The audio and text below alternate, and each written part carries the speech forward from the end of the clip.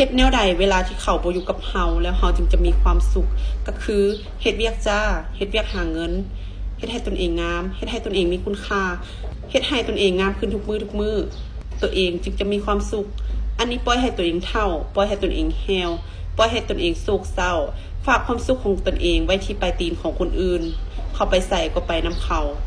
ไปหาหมู่ก็ห้องให้เสียใจเขาบ่กลับมาก็ห้องให้เสียใจทุหาเขาบ่ฮับก็น้อยใจเขาไปมีอื่นก็อกหักเขาไปมีอื่นก็น้อยใจ